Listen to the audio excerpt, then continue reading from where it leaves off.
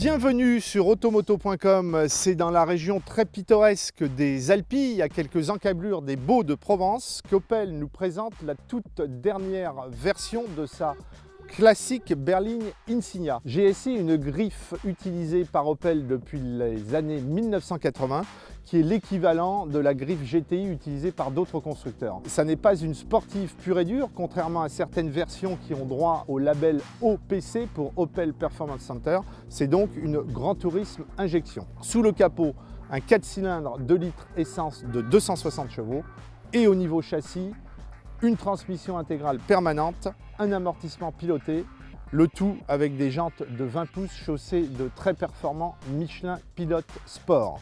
Opel nous promet non seulement une rigueur de comportement, nous en serions doutés, l'Insignia classique est déjà très rigoureuse, mais aussi et surtout un grand agrément de conduite. Reste à vérifier que tout cela est vrai sur les petites routes sinueuses des Alpilles. Au niveau performance, cette Insignia GSI tient largement ses promesses. Ces 260 chevaux sont clairement présents, même s'ils arrivent de façon relativement progressive pour un turbo, avec une belle allonge moteur, étonnante pour un petit 2 litres entre guillemets.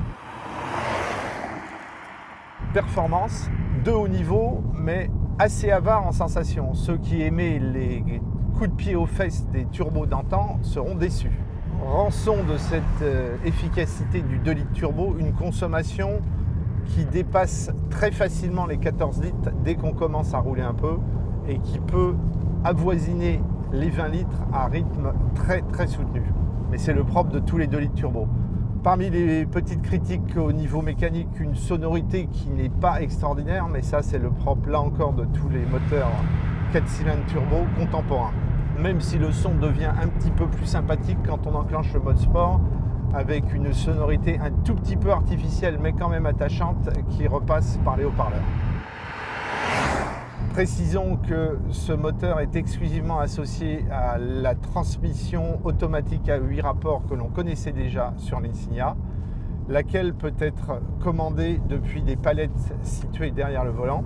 On reprochera au mode sport un relatif manque de virulence dans le passage des rapports. On lui préférera donc les commandes manuelles en conduite sportive.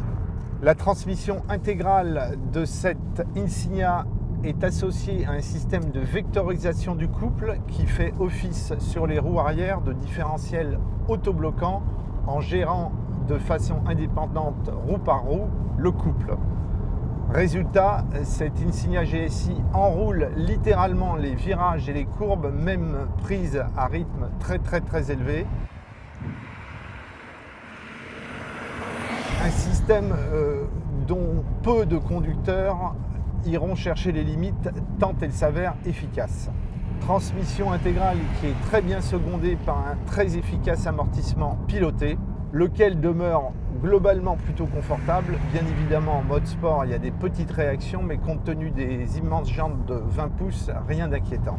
Un confort qui s'accompagne d'excellents sièges baquets, des sièges baquets maison. Opel ne fait pas appel à Recaro vu qu'il fabrique lui-même ses sièges, lesquels sont certifiés de la fameuse association allemande de santé du dos AGR. Ils assurent un parfait maintien, un très bon confort et ils sont qui plus est massants, ventilés, chauffants.